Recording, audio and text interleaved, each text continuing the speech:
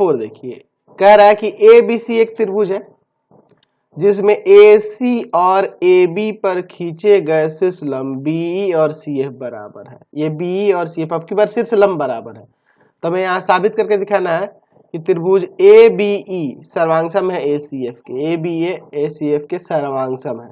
ठीक है, चलिए तो पहले हम लोग इसको दिखाएंगे, फिर हम लोग ये दूसरा बात करेंगे। फिर यहाँ पे कह रहा है कि ए बी जो है ना ए सी के इक्वल है। ठीक है, अर्थात त्रिभुज ए बी सी एक समद्विबाहु त्रिभुज है, ये भी दिखाना है। ठीक है, चलिए इसको दिखाया जाएगा। पहले लिख लेते हैं क्या दिया हुआ है और क्या सिद्ध करना है। तो दिया है त्रिभुज ए बी सी में, ठीक है, बीई लंब है ए सी पर, सी एफ लंब है ए बी पर, और ये दोनों जो शीर्ष लंब है ना बीई तथा सी एफ आपस में बराबर है।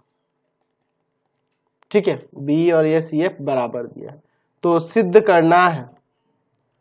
तो सिद्ध करना है, क्या सिद्ध करना है जी? तो सिद्ध करना है, पहले में कह रहा है कि त्रिभुज ए बी ई सर्वांगसम है त्रिभुज ए सी एफ के, और दूसरे में कह रहा है कि यह ए बी जो है ना ए सी के इक्वल है, ये दिखाना है। यानी कि त्रिभुज ए बी सी एक समद्विबाहु त्रिभुज है, ए बी ए सी के इक्वल होने का मतलब यही ना हुआ। चलिए तो हम इन दोनों को साबित करके यहाँ पर दिखाएंगे। चलो तो इसका प्रमाण देखते हैं, बहुत सिंपल सा क्वेश्चन है।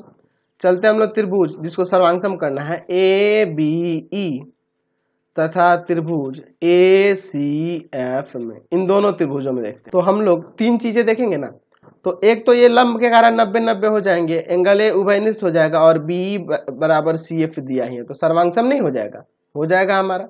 चलिए तो सबसे पहले लेते हैं यहाँ पर कि एंगल ए ई बी बराबर एंगल ए एफ सी, प्रत्येक 90 होगा लंब होने के कारण।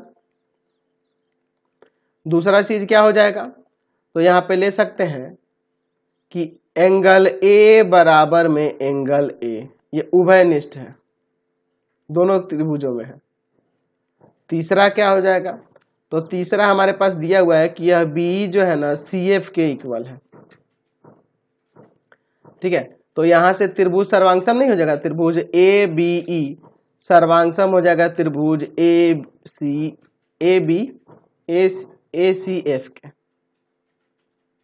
ये ना हमें दिखाना था, ये A B E A C F के सर्वांगसम हो जाएगा। कैसे, तो एंगल देखो, ये दो कोण और ये भुजा है, तो एंगल एंगल साइड, देखो अब आपको मैंने बता रखा है साइड एंगल, यहाँ पे मैंने ये भी बताया था आपको कि एंगल साइड एंगल और एंगल एंगल साइड में दोनों में फर्क है।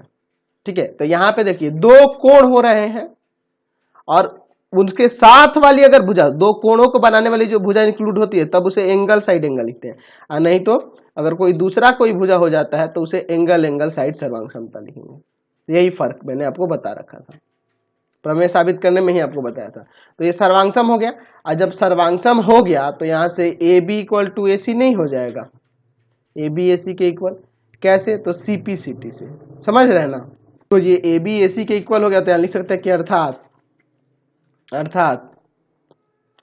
त्रिभुज ए बी सी एक समद्विबाहु